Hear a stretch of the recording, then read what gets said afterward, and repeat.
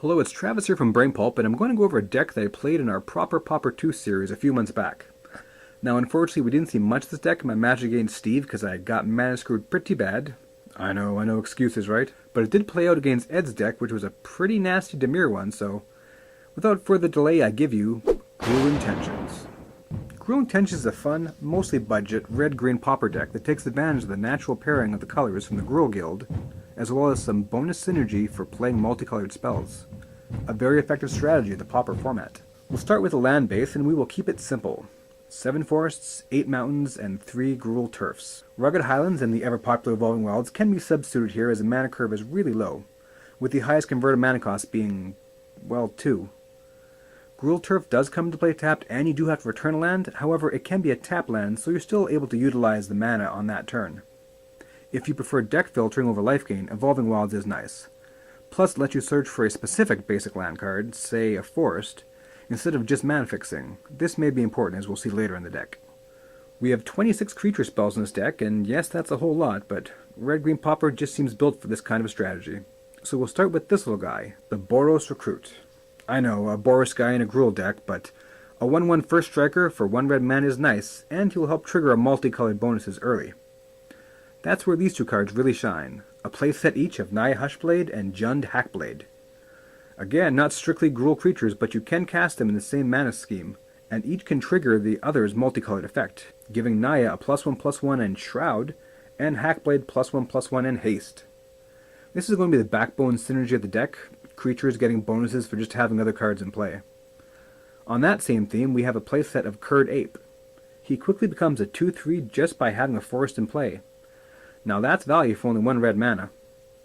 The Scab clan Mauler here also goes great with the multicolored theme. He's only a 1/1 for 2 mana, which isn't great, but a Bloodthirst of 2 will make him instantly a 3/3, with trample when he hits the board. And hitting the opponent for damage should be easy. This is an aggro deck, and we are going to be attacking and likely punching through.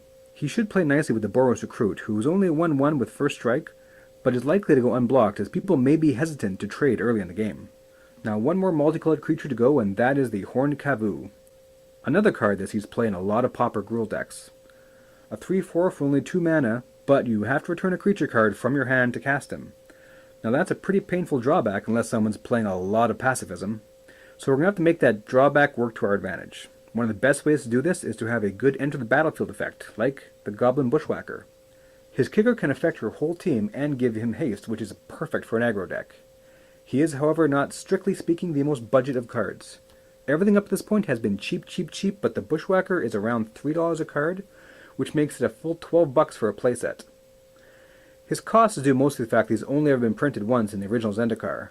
Now this guy needs a Modern Masters 2017 reprint badly. If you do splurge on this guy's price tag, he is also a valuable addition to any Goblin deck you may build in the future. If you don't want to shell out the dough, you can somewhat replace him with the Mardu Scout. If you play him as a dash cost, you can return him to your hand when you cast the Horned Kavu, and get some bonus value from that. There is also the Beetleback Chief for a value option. Returning him to your hand allows you to recast him and get another 2 Goblin tokens.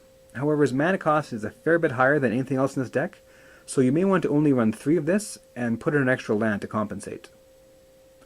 So now we have a whole horde of creatures with Gruul Intentions. What other spells do we want to play here? A full playset of Giant Growth, because it's one of the best temporary bonuses for the least mana cost in the game. And we are playing a very tight mana base.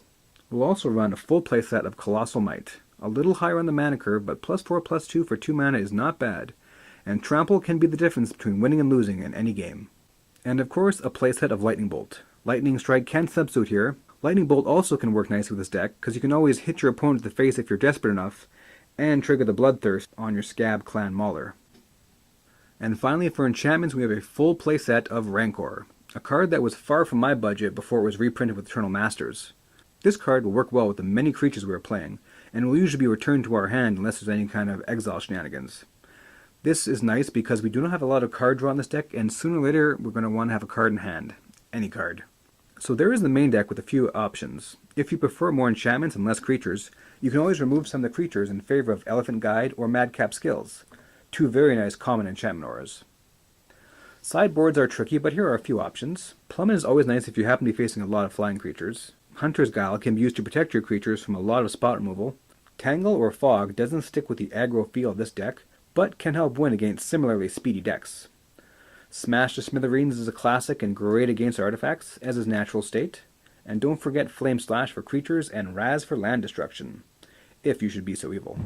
So there you have it, Gruul Intentions, a fun pauper deck that's speedy and helps support itself through subtle card interactions, and plays easily with creature pumps and buffs to win the game in the gruelest of ways. Thanks for watching all of our Brain Pulp videos, and we'll see you again.